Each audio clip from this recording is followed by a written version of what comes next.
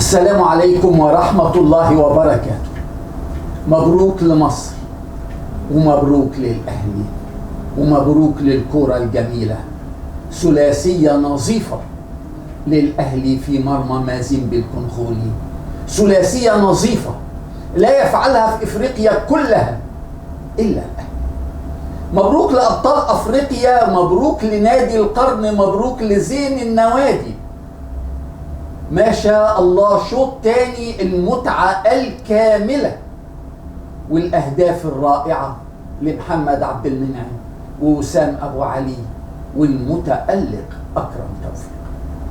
إنما قبل ما أبدأ أي كلام في الماتش، قبل ما أبدأ أي كلام في الروعة اللي انتظرناها، قلت لكم وطمنتكم قبل الماتش إن الحكم الكيني بيتر واويرو من أنظف وأفضل حكام أفريقيا.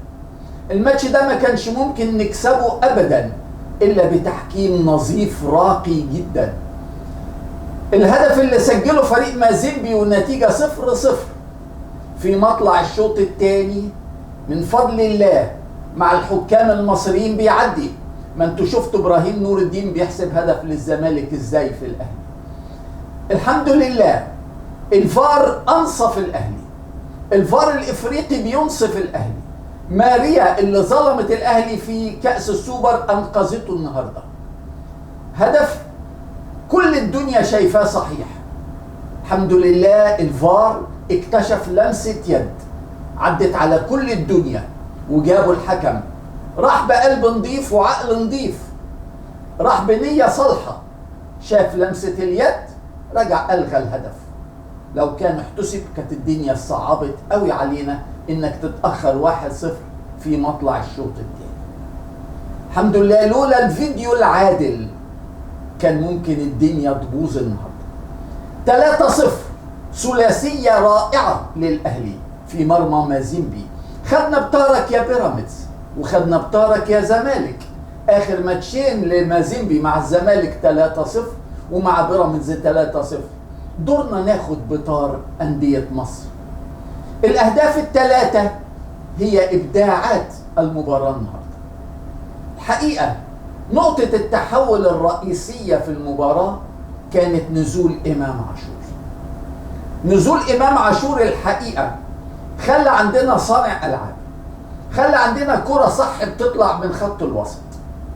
عمرو السولية ما كانش موفق. عمرو السولية جاله فرصة إنهاء المباراة أو قتل المباراة في أول 10 دقايق لوحده في المرمى في جوه منطقة الجزاء من عرضية علي معلول.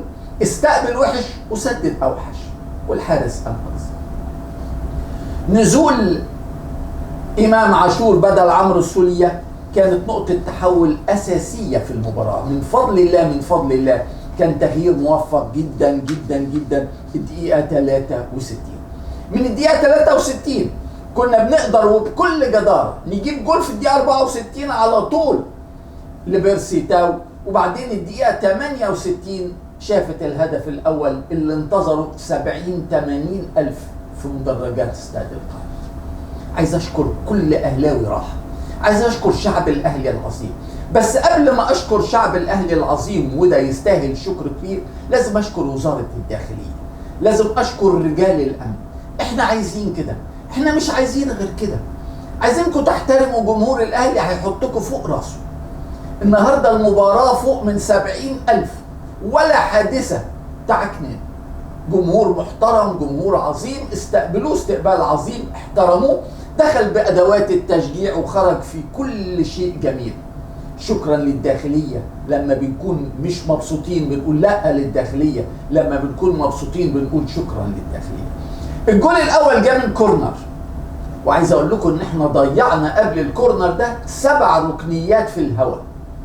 7 ركنيات في الهواء، واحدة بس في الشوط الأول محمد عبد المنعم حولها براسه حلوة قوي والحارس أنقذها بمعجزة. إنما بقية الركنيات ولا هوا، كأن لينا هوا. الركنية دي في الدقيقة 68 من الناحية الشمال، علي معلول متخصص في اليمين، المرة دي راح الشمال وكان مروحه صح. ليه؟ لأنه من اليمين بيعملها للداخل بتروح سهلة للحارس، فلما هيروح للشمال هيعملها لبره هتبقى صعبة على الحارس، وده اللي حصل. اتلعبت لبره، محمد عبد المنعم طلع فوق الناس كلها وعملها براسه قويه. سامع يا رامي يا ربيعه، عشان انت جات لك في الشوط الاول وعملتها ضعيفه. محمد عبد المنعم عملها قويه، راحت في ايد الجول بالظبط، انما عشان الكره قويه هربت من ايده. هنا بقى الاهم، انت قريب من الجول، حط في الجول وبقوه. جول جميل، رأسيه كفكرتنا بالجول الجميل في ماتش الوداد اللي خدنا بيه البطوله اللي فاتت. معلول ركنيه، محمد عبد المنعم جول جميل. خلاص حيا الماتش، الجمهور صحى، الدنيا صحت من فضل الله. 1-0 كده، 1-0 احنا نتأهل. ضغط الفريق الضيف بقوة، عايز بقى يتعادل لأن 1-1 هو اللي يتأهل. قضينا 15 دقيقة صعبة، 15 دقيقة صعبة فيها أكتر من ركنية للفريق الكونغولي، وفيها توتر عجيب من لاعبي النادي الأهلي، وفيها كرة عرضية خطيرة للغاية للفريق الكونغولي الحمد لله. لكن تخيلوا في ال 15 دقيقة دي احنا نقدر نجيب جونين سهلين قوي قوي قوي. تاو راحت له الكورة من إمام عاشور، وهو رايح هو واثنين زمايله على 3، يعني 3 أهلي على 3. لما يبقى في عدد كبير كده لازم الهجمه تكمل، ما تشوتش من بره ال 18. تاو شاط وضاعت الكوره، حقيقه كانت فرصه كبيره. بعد كده برضو واحده تانية لاحمد عبد القادر تم اعاقته بره ال 18، فاول واضح جدا. الحكم ساب اتاحه الفرصه، قام احمد عبد القادر واستحوذ على الكوره وانفرد، بس شاط ضعيف صدها.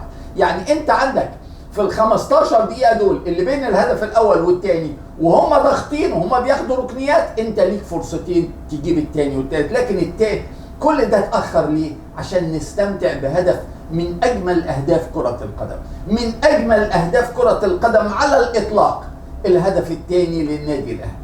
كرة وصلت لإمام عاشور في وسط الملعب بعد خط الوسط بأمتار قليلة، برؤية رائعة، خد الناس ناحية اليمين وعملها في الشمال لعلي معلول لوحده تمام، مش ولا حد، فتح له مساحة برؤية، بس خد الناس كده، كل اللعيبة راحت كده، عملها الناحية الثانية لعلي معلول اللي يروح. علي معلول استقبل الكرة وما عملش الغلطة التقليدية اللي احنا بنعملها. ما عملش الغلطة ان انت تفضل تجري بالكرة، طول ما انت بتجري بالكرة هم بيرتبوا نفسهم صح، انما لما بتلعب الكرة على طول ما حدش لسه مرتب نفسه. فعلي معلول بامتياز عمل عرضية على طول وهو يبعد عن خط المرمى حوالي 40 ياردة، بعيد قوي، مش لازم امشي ال 40 ياردة، عملها الصح. وده اللي بطالب بيه محمد هاني ومعلول باستمرار، اعمل من بدري. عملها من ورا المدافع، عدت من قدام المدافع وسام ابو علي، قمة التوقع وقمة الرشاقة وقمة التركيز، استناها وطار بمعنى طار، وببطن رجله في الشبكة. جول من الاجوال الجميلة قوي قوي قوي قوي. 2 اسيست، بري اسيست لامام عاشور لعلي معلول، واسيست ممتاز لعلي معلول. علي معلول عامل 2 اسيست النهارده، الجول الاول والثاني هو اللي عاملهم بالاسيست. بعد الجول الثاني اللي جه في الدقيقة 83 فاضل 19 دقيقة، حكم عطى 12 دقيقة وقت بدل ضايع. واحد يقول لي كتير، اقول له خد بالك، كنت انت يا اهلي هتاخد ال 12 دقيقة دول لو ماتش 0-0، كنت هتبقى محتاجهم، كنت هتبقى فرحان بالحكم. الحكم عطى الوقت النموذجي الصحيح، لان الحارس اتعالج 3 مرات، واثنين من لاعبي مازين بيتعالجوا مرتين، وحصل اكتر من كلاش وقف عشانه الكرة. ده غير مجموعة انذارات ومجموعة تغييرات وفيديو الفار عشان يكشف الجول الاول اللي اتلغى لصالحه ويكشف الاجوال ال3 للاهلي. عشان كده كان في 12 دقيقة، وده الحكم العادل، حكم الوقت الضايع ليا وعليا، مش انا ابقى احتاجه ابقى سعيد بيه، ولما اكون عايز الماتش يخلص ما ابقاش سعيد. دقيقة 83 الهدف الثاني اللي سجله ما شاء الله وسام ابو علي. دخلنا بعديها بمرحلة من حالات التوتر والضغط الرهيب لفريق مازيمبي. محمود كهربا نزل بدل وسام في الدقيقة 89، ومحمود متولي نزل بدل علي معلول في الدقيقة 92 الثانية من الوقت بدل الضايع.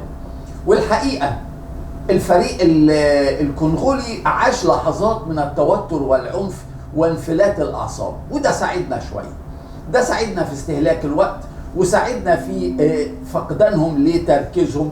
ملهمش في الوقت ده كله غير كرة واحدة بس عرضية طلعها ما شاء الله ورامي ربيعة بامتياز من الكرة العرضية، والنتيجة 2-0. احنا كان عندنا فرصة كبيرة جدا جدا جدا. محمود كهربا خطف الكرة من المدافع وكان الجول بره، حاول يلعبها من فوق الحارس لكن ما كانش موفق فيه.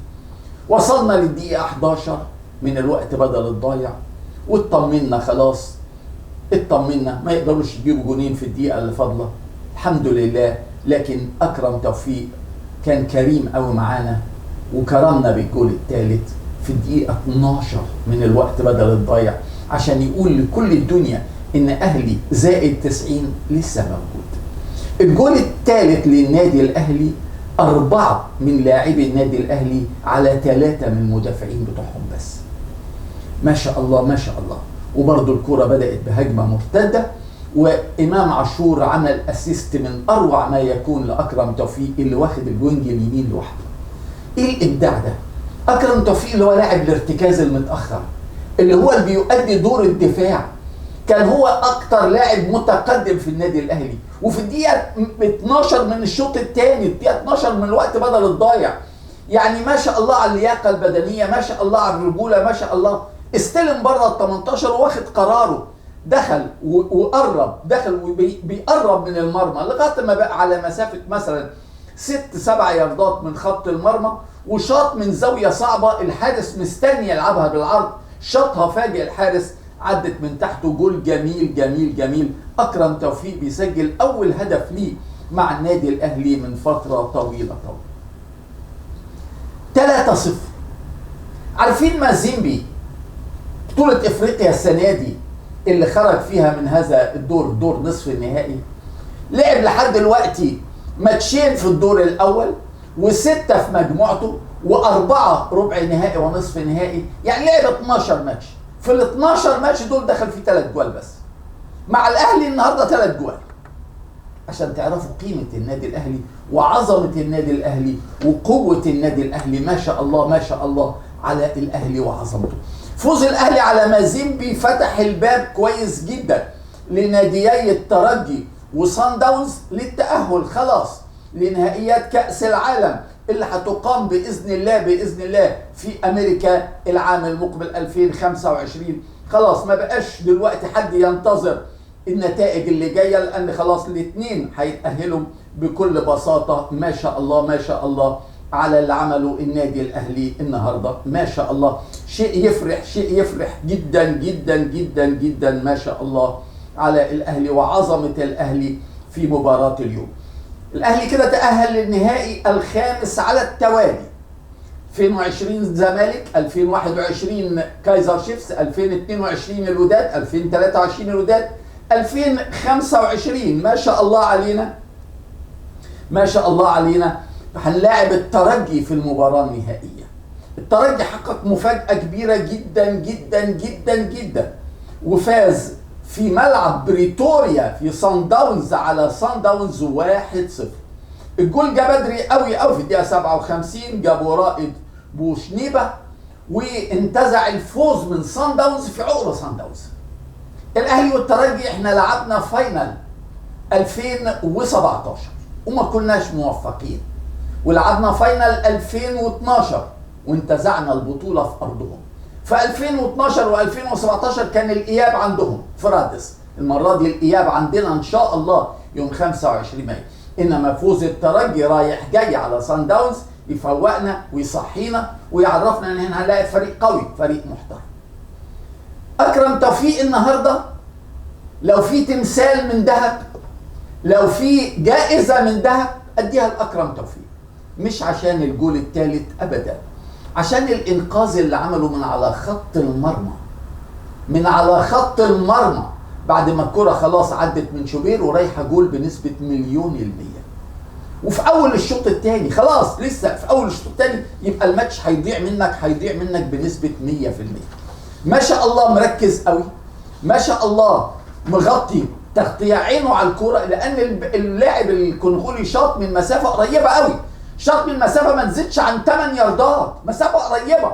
انما اكرم ربنا يحميه ربنا يحميه ربنا يحميه، في الدقيقه 49 يعني كنا لسه فاضل 4 دقائق شال الكرة من على خط المرمى. على فكرة ليهم مدافع برضه شال الكرة من على خط المرمى في بداية المباراة تماما، من كرة أرسلها كوكا في المرمى الخالي، ولكن المدافع أنقذ. الشوط الأول كان اكتساح تام من النادي الأهلي، اكتساح بمعنى اكتساح، ولكن ضيعنا 5 فرص مؤكدة. فرصة عمرو السولية سهلة جدا، ما ينفعش تضيع، ما ينفعش تضيع فرصة عمرو السولية، لأن أنت في أول الماتش وعلي معلول راح صح ورجعها لك صح، مش محتاجة غير إن أنت تحط فيها رجلك في مكان مناسب بس. إنما بداية النادي الأهلي للمباراة كانت طيبة، إنك تضغط ضغط عالي، إنك تجبرهم إن هم يدافعوا، إنك تزنقهم. أنت في الدقيقة 9 السولية لازم يجيب جول، في الدقيقة 11 المدافع طلعها من على خط المرمى تماما. الدقيقة 18 تاو يقدر يخلصنا ما جابش. الدقيقة 19 انقاذ خيالي من الحارس من رأسية محمد عبد المنعم في الركنية. كل دي فرص متتالية متتالية متتالية. الحقيقة كان ممكن جدا كمان عبد القادر يخلص أكتر من مرة، إنما الحمد لله الحمد لله إن عندنا اللعيبة اللي بتخلص. الشوط الثاني 3-0، بقالنا كتير ما شفناش الاهلي بيكسب 3-0، بقالنا كتير، لا محلي ولا دولي. الحمد لله كده الأهلي والترجي 18 مايو في رادس في تونس، و25 مايو في استاد القاهرة. استاد القاهرة اللي النهاردة كان منور ب70-80 ألف أهلاوي من الأعظم ما يكون. ما شاء الله ما شاء الله. موقعة الأهلي والترجي هتتكرر تاني أهو. الموقعة اللي احنا كسبناها في رادس في سنة 2012 وخسرناها في رادس 2017، لا المرة دي 2018، لا المرة دي إن شاء الله هتبقى في استاد القاهرة، والأول مرة الفاينل هيبقى أهلي وترجي في استاد القاهرة. إن شاء الله نبارك للأهلي، مبروك لمصر ومبروك للأهلي، وطاب مساء.